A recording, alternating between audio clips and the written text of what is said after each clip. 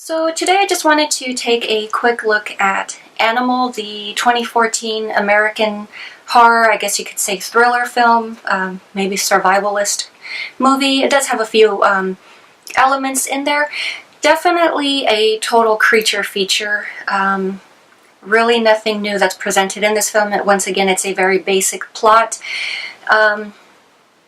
But you've got some fairly decent creature makeup going on. So what I found interesting about this, obviously the film was distributed by the Chiller Network, and it was executive produced by Drew Barrymore. And this is actually the first time that Miss Barrymore has not appeared in a film that she has produced. Of course, if you've ever seen Donnie Darko, she obviously appears in that one as well. She has a small role.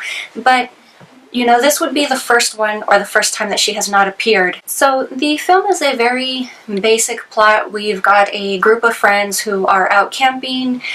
They go down a trail that's been blocked off for some reason, which is, you know, we obviously find out very quickly why. But these jerks basically just go around it and continue along their trip. And it's not long before the creature, you know, catches their scent, starts hunting them down. What I find very interesting is the fact that, of course, they're fleeing. One of the members in the group drops their backpack and just, you know, abandons it as they're running. And my first thought was, well, if this is an animal, it's got your scent, it's going to keep finding you now.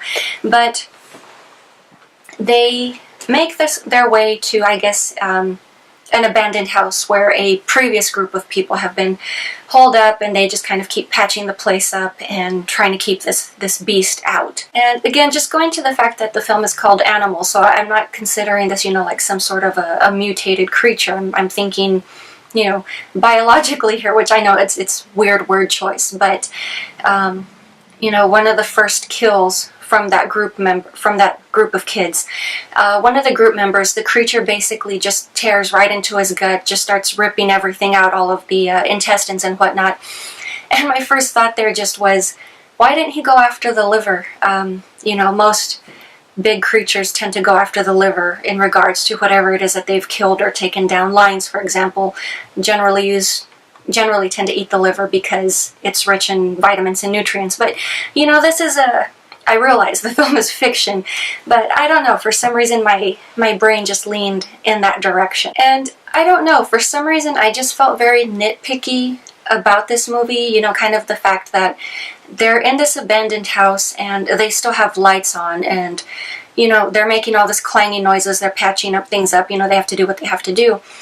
But the fact that they have lights on, wouldn't that just continue to draw and attract the creature? You know, especially, you know, taking into consideration not even the same genre here, but even in zombie films and whatnot, everyone keeps the lights off because light tends to attract, you know, things. But I don't know, I just, for some reason, kept questioning every single thing about this film.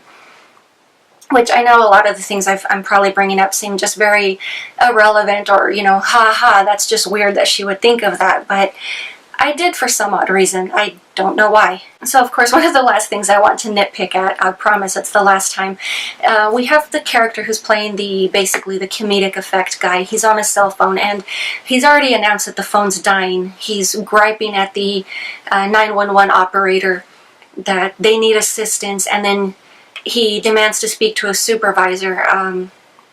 Hello? If your phone's dying, you're going to waste time sitting on hold so you can gripe at someone else. Why don't you just report what you need to do and get off the phone and save the battery, instead of just sitting there like a moron, which he does, and the phone dies. Big surprise. But I don't know, I just thought it was kind of stupid. But yeah, the film itself was shot over the course of 2 weeks. You know, it's definitely not a bad film. It's not a perfect movie either. I don't know, I would call it more of a time killer movie. In my opinion, it's not one that I would just pick up and watch again over and over again.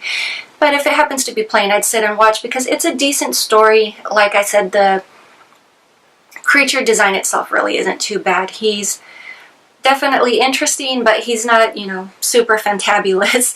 But yeah, all in all, I would say the film was okay. I wouldn't say, oh, it's a great film or I really enjoyed it, but yeah, it was okay. It was so-so.